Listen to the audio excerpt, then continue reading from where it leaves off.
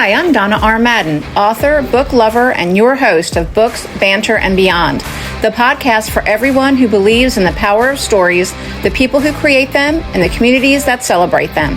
Whether you're a reader, a writer, or someone who just loves everything bookish, this is your space. Welcome. Hey everybody, welcome back. I'm Donna Madden. I am the host of Books, Banter, and Beyond, and today I'm here talking with Jessica Everly. Hello, Jessica. How are you? Hi, Donna. Thanks for having me. I'm doing great. How are you? I'm doing wonderful. Thank you. Let's get right in. I want you to first tell us, give us a bio about you. So I am an indie author. I write contemporary romance, and I originally was a speech language pathologist and started staying at home when my oldest was born. That's been 12 years that I've been at home. And I have 3 kids, and actually I have one on the way. So Congratulations. Thank you. Okay. We're very excited for that. Okay. So when my third child was going back to school, we were trying to decide, my husband and I, what I was going to do with that time that the kids were in school. Was I going to go back to speech pathology? Was I going to find a different job? What was it I was going to do? And I've always been a lifelong reader. I've always loved books. I've always wanted to write a book, but it was always kind of like, like on the bucket list. Like maybe I'll go to Paris, maybe I'll go, something like that. It wasn't ever anything I took seriously. And he said, I think you should try it and just take it seriously for a year and see how it goes. And so I did. And that's how I got into writing. Wonderful. So how long have you been writing then? So I started almost 4 years ago now with my first book. Mm-hmm. Okay. Very good. And so you write contemporary romance. How many books do you have out right now? I have 2 books. So I have them here. My first book that I released was last October is called Roses in Rome. And it's a story about a young woman who has gone through some things, and you kind of have to figure out what it is that she's gone through. It's told in dual timeline. And so it kind of fluctuates between her time in Chicago and then her time in Rome, where she is going to kind of recover from all these things. And she discovers kind of a family secret there, and then it leads her on this whole journey. So it is a contemporary romance, though. It's got a lot of good love kissing scenes in it. And so that was my first book. And then my second book that I just released in May is Lyrics and Love Letters. And this is a story about an up-and-coming country songwriter and singer out of Tennessee. So you'll appreciate that. Love Tennessee. Yes. So he meets this girl when he's 16 years old on a lake in Tennessee. And they kind of, hit it off with each other. She wants to be a romance writer, and so she's never had a boyfriend. So he kind of shows her what it's like to have a boyfriend, and she helps him with his songwriting so that his songwriting is more well-rounded and has, better vocabulary. And then, so they do this little fake dating thing, and then everything kind of falls apart after that. And then it's about their life together, not together. They're kind of like the epitome of second chance romance. And the right person at the wrong time and all of that. And so that is the second book that was released in May. It's very like summery, fun, upbeat. Okay, so you have 2 books and they're both standalones? Well, the first one is a standalone. The second one I'm making into a series. So I have some really good. Yeah, I've got some good side characters in that one. So the Tennessee one's going to be in a series? Yes. Because all the best books are based in Tennessee, just so you know. Oh, good. Then I'm on the right track. And you are. Okay.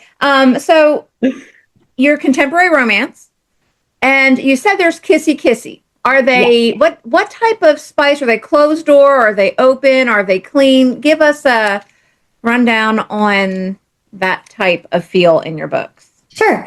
So all of them are closed door, meaning that if anyone doesn't know what closed door is, it leads up to whatever intimate scene might take place, and then it kind of shuts the door and lets you use your imagination.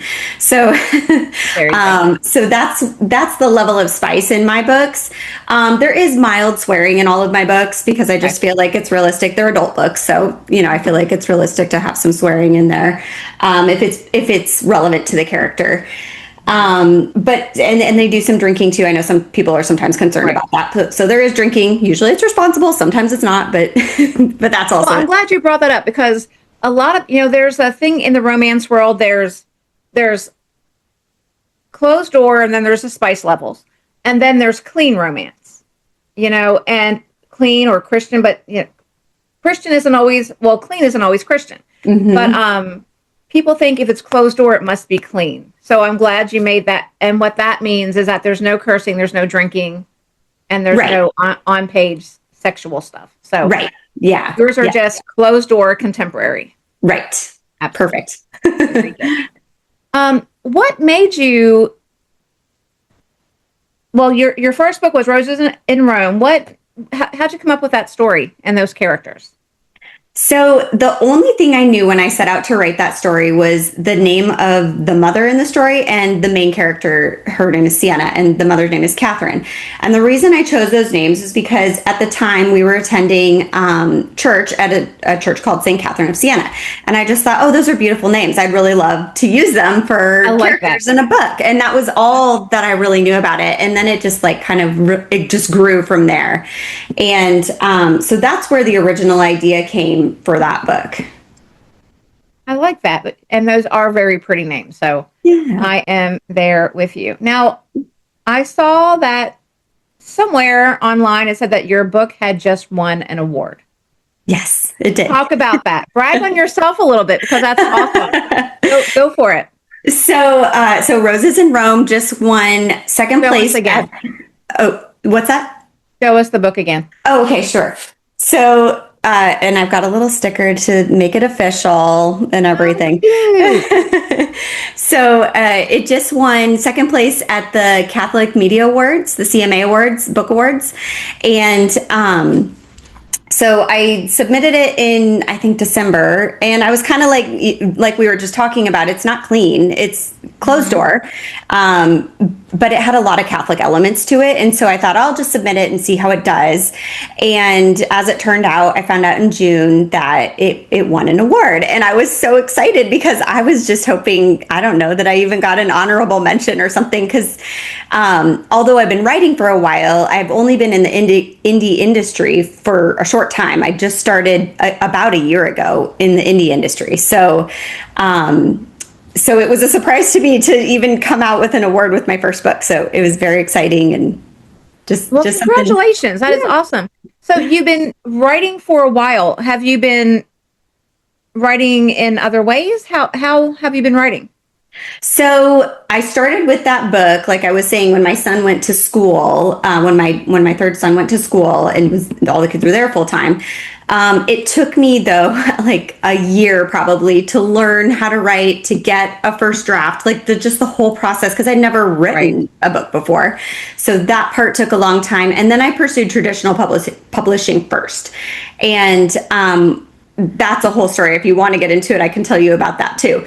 And then after that, ultimately, when that didn't pan out, I ended up doing indie publishing, and that was about a year ago that I signed on to learn about that and do that part of it. And honestly, I'm so happy. I think it was definitely the best choice for me. Well, perfect, and you got an award, so that's really cool. Yes. So let's talk about that process. The process for anyone who's watching this who thinks I would love to write, but I don't know how to get started. How did you start? You said that you wanted to, you had an idea, but you had to learn how to get there. Can you tell us, was there classes you took? How did you do that? Mm-hmm. So I read Stephen King's On Writing. Okay. That was a huge help. I would highly recommend that for anyone who is brand new to writing. Just read his book, because first of all, he's an incredible writer. And so even his autobiography is amazing to read. So I would highly recommend that. And that really gave me a lot of tools to kind of know like where to start. And then I also, something that I did that was really helpful was listen to a lot of author interviews like this with authors that I love. So I love Kristen Hanna and Emily Henry and, all these romance people that I really enjoy reading. I listen to them talk about their books. And oftentimes when they talk about their books, they will give little writing tips. And this is what I do. Right. And this is my routine and that sort of thing. So I kind of tried to develop a routine throughout that first year. I tried to write everything longhand, the first draft, and I had like, I don't know, like, I think I read the whole book in like 2 hours or something. So I was like, oh, okay, that's not a book. That's a lot. Why'd you choose to do it that way? Well, I heard Kristen Hanna and Stephen King did it that way. And so I was like, well, if they're doing it and it works, I guess that's maybe what you got to do. So I tried it. It didn't work for me. For me, I'm more of a numbers. I want it to have like a deadline. So what works for me is 1,000 words a day. And I can usually hit that. If I'm not crazy busy with kids during the summer, I can usually hit that every day. So, then I switched to using that mode. And then when I finished writing my first draft for Roses in Rome, it was kind of just a really amazing thing that happened. Was the next day I met Kristen Hanna, or I saw her speak. I was close to meeting her. I almost met her. I was like at the back of the line, but I got to see her speak. She came to Dallas, Texas for the Women when she was on tour for that, and so I just felt like it was just kind of, a little God wink that I was in the right place, doing the right thing, that this is where I belonged. And so that was kind of my process with learning how to write. And then after that, I don't know if you've ever pursued traditional publishing, but you have to do the whole querying process and learn how to write a query letter. And that is a whole thing. So then I used, my time during then to learn how to write query letters and reach out to agents and that sort of thing. So I reached out to, I think, 13 agents, and one agent wanted my full manuscript for Roses in Rome. And so I was really excited because I felt like that was a good sign. I sent it to her. And in the meantime, another agent rejected it, but gave me some really good advice. She said that my writing was good, but it needed to get better, that I wasn't really ready to publish yet. And she recommended that I hire a developmental editor and that I take some writing classes. And so I did those two things. And then ultimately was rejected by the other agent as well.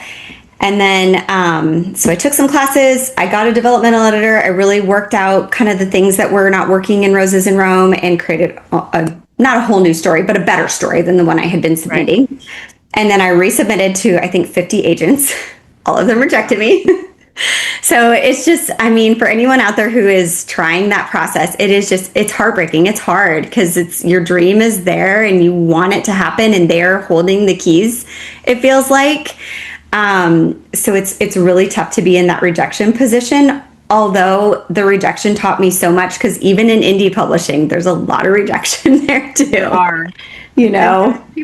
Readers are very harsh. Yeah. Oh yeah. Very harsh. So why indie? And how did you find that there's indie authors out there? Because before I started going this whole route, I didn't even know it was a thing. I had heard of it. I think just because I had been researching publishing and that sort of thing. So I knew it was a thing, but I didn't really understand it. So when I was getting all these rejections and it was looking like that was the route that was not going to work out, was traditional. I was talking to my husband about it and he's like, well, can you just self-publish it? Can you indie publish? And I was like, I guess, but I don't even have any clue how to do that or where to start.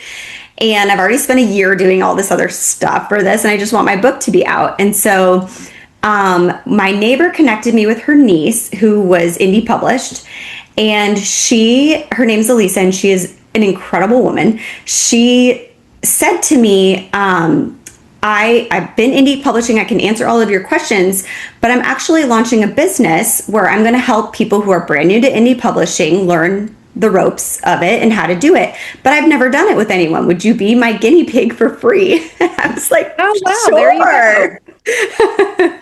So I have a huge thanks to Elisa for really accelerating that process for me, because she made my website for me. She showed me how to link it to a newsletter. She taught me, just everything I needed to know on the publishing side of writing a book.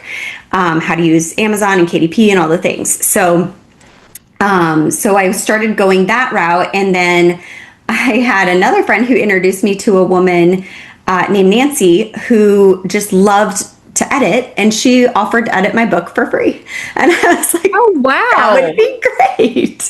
So There you go. yes, and she has since then started her own editing business on top of that. So it's just this is what I love about the indie side of things, is that everyone just helps everyone, because we're all just trying to make it, and the more you help people, it's just more rewarding in the end.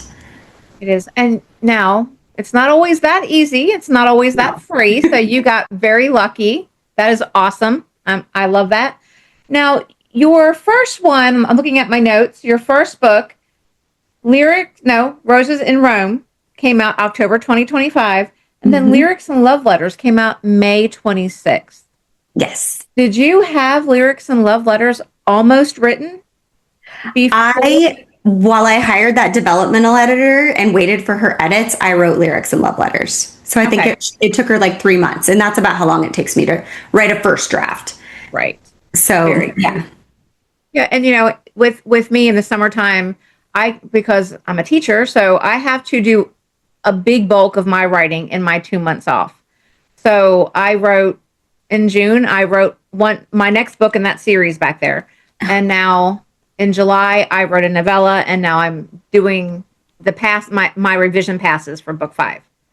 Oh my gosh. Right. I need to get tips from you. It's a lot. But yeah, it takes me one month of, this is my job in the summer. But then when it's not summertime, it takes me like 8 months to write a book, because I'm working, and it's just a lot. So I love that. So here we have 2 books. One is already an award winner. I love that. And I know that you have been doing this just for about 3 years, you said? Almost 4.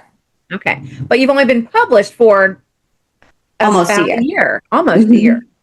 Okay. Very good. And if you could give anyone who's out there who might want to, they're like we were, because my first book came out in March of 2023. So I'm still somewhat new. I have 7 books out and 2 novellas. And if someone said, here I am, how do I get started in this indie world? I have an idea. What is your biggest tip you want to give to somebody who's just starting out? I would say if they're in like the writing process, like they're just learning how to write a book, my biggest piece of advice is when you're drafting the first draft, do not be critical of yourself. Do not be critical of what you're writing, because you're going to change it all anyway. First of all, it's all going to change. And secondly, it's just about getting the story out on the page. It's not really about making it perfect yet. And you can get so caught up in trying to make it work, that first draft, that it will take forever to just get a first draft. So that'd be my biggest piece of advice for somebody who is just starting out in writing and wants to produce a first draft of a book to see if they can get into the indie publishing world. And that's a great tip, because like you said, I know I just finished a book, and my revisions are so much quicker because now I have a beginning, a middle, and an end. It's created. And along the way, I make notes of things, we need to have more here, and as I'm thinking about things, I'm changing this here, so I need to go back and change that there in my revision. But my book is done. It has a beginning, middle. I know where it's going. I know all the details. Now I just have to go back and refine them, and it's so much easier. Yes, it is. Don't waste time making it perfect on that first round, because you should never send that first manuscript to the editor. No, that's a waste of time and money for everybody. Absolutely. Was there any tips that you have gotten from other people along the way that you're like, I'm so glad I met that person? That was an amazing piece of information. Well, I would say Lisa, because she really, helped me along in the indie world. One thing that she taught me that I thought was a really good tip that I didn't ever think of is when you are finished with your manuscript and you have been through the edits and you are kind of refining to get to like the copywriting and that stage of writing, she said to read it out loud twice. Which I thought that was really good advice, to be able to do that, because she said you'll catch things that you weren't able to catch just reading it in your mind, because you're so used to it in your mind and what it's supposed to sound like. When it comes out loud, you're like, oh wait, no, that doesn't sound right. Yeah. And, that's something I tell my students is, when our brain knows what it meant to write, no matter how many times we read it, that's what we meant to do. It's going to be that way. I just click on the, because I use Google Docs to write, and now they have that reader. Oh, yeah. It just reads it to you. And so I'll listen to it that way. That way it's another voice, and it's gotten better over the years. It used to be this really bad AI voice, but now it's a decent voice. And I listen to it while I'm doing stuff and like cleaning. I'll have my AirPods in and just listen. And if there's an issue, I'll stop what I'm doing, go to my computer and fix, or just highlight it. Yeah, that's a great idea too. Much easier too. It's a great tool. And being Google Docs, I have it on my phone, so I'll sometimes do it and drop while I'm driving, that kind of thing. So I'm in the car a lot. Okay. Are you I'm going to say pantser or plotter? And then you're going to have to explain to the world out there listening what the heck a pantser is if you're a pantser. Okay. So Sure. Are you a pantser or a plotter? I am a pantser. Okay, great. Can you explain what that is, please?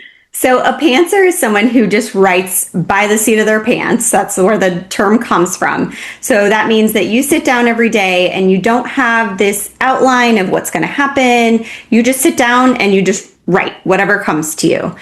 And so when I started writing, because back to Stephen King and Kristen Hanna, they were pantsers. And so I said, okay, I'll just give it a try and see how it is, which is so funny because I'm very type A and organized and lists and all the things.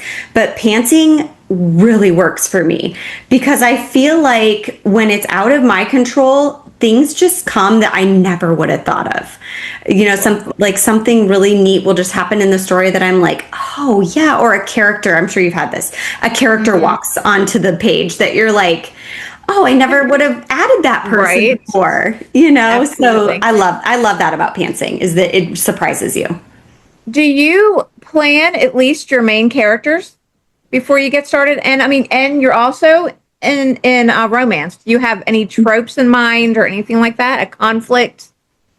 So I don't plan them outright, except for in the first one, I knew the character's name was Sienna, the main character. I don't think I planned Joey as her love interest, and I don't think that I planned him, but I knew him. Like when I wrote him, I knew him right away. And Sienna took me a while to get to know her a little bit better.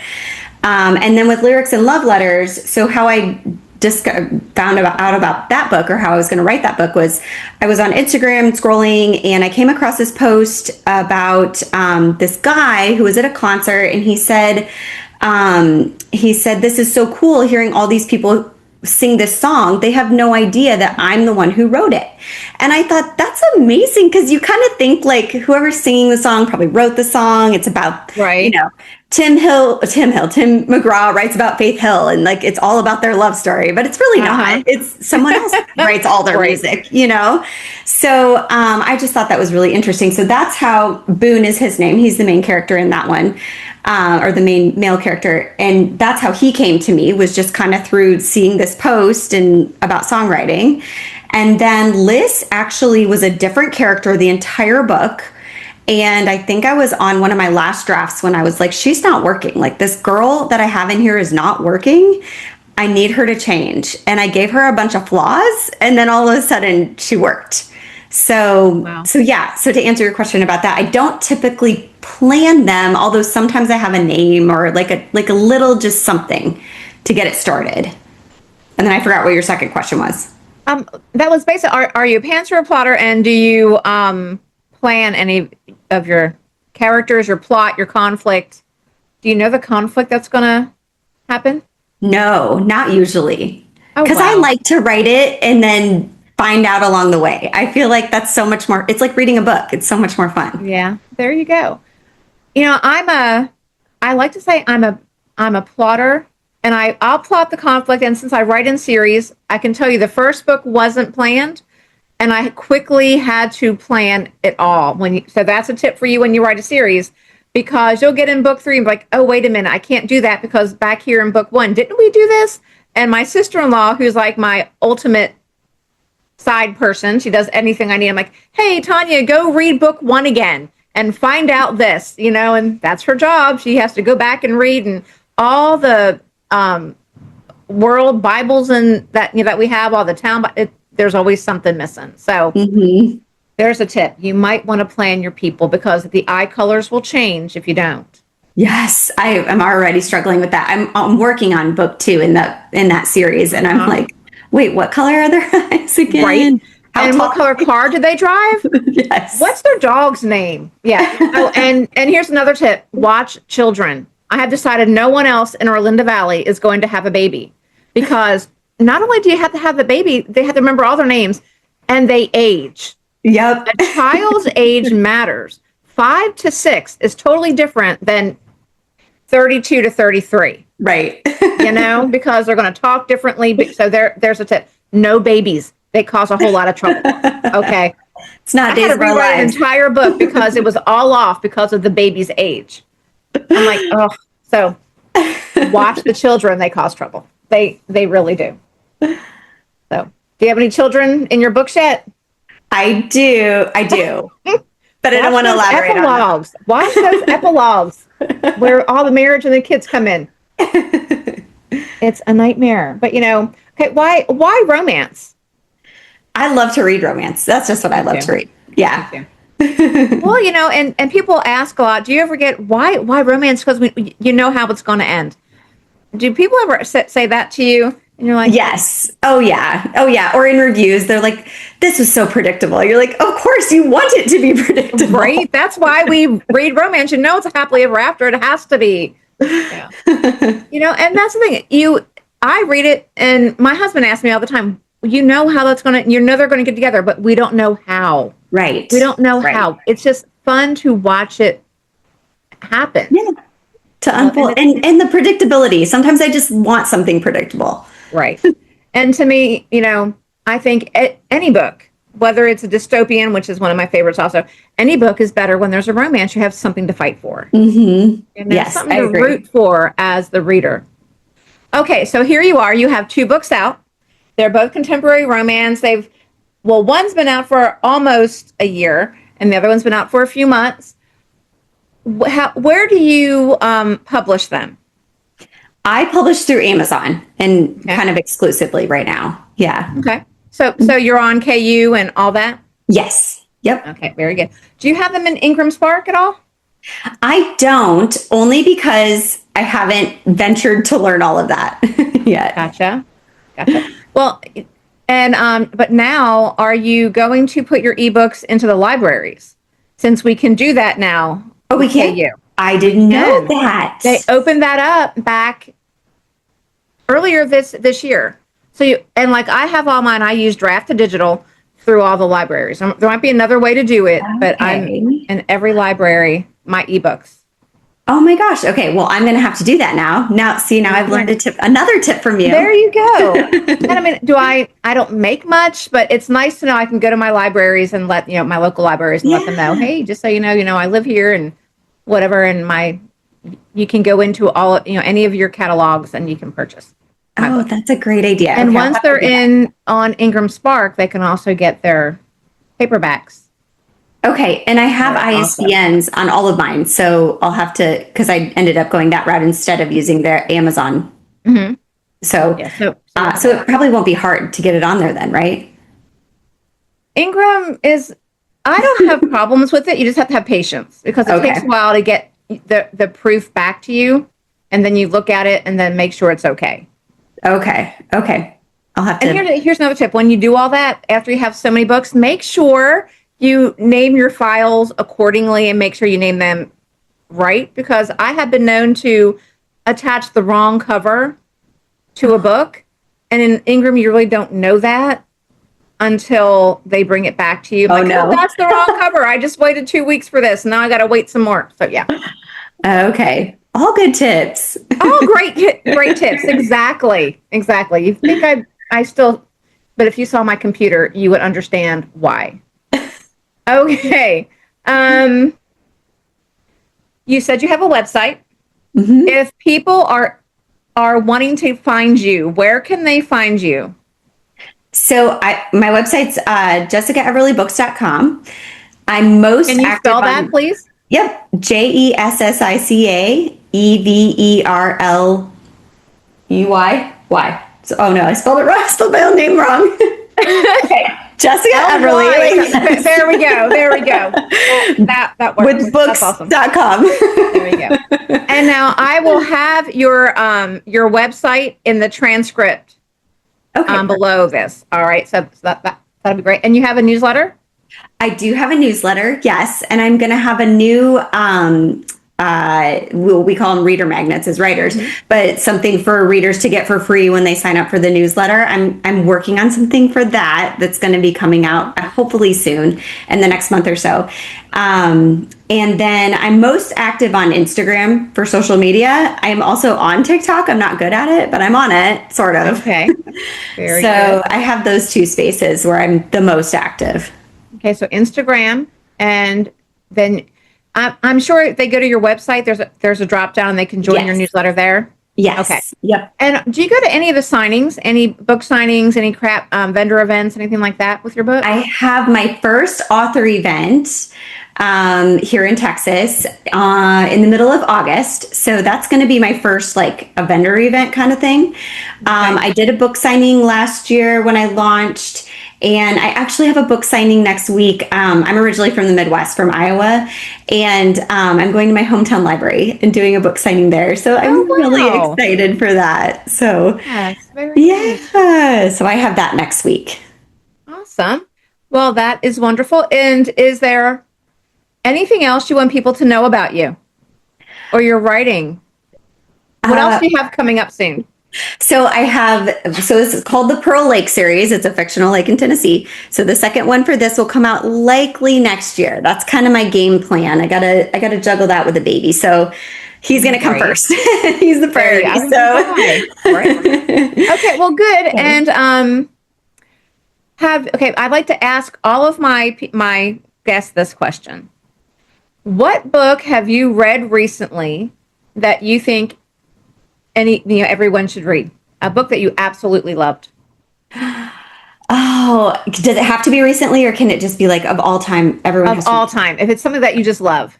I love Rebecca by Daphne du Maurier. It's a classic Gothic romance. Have you heard of Rebecca? I have never. You have to read this.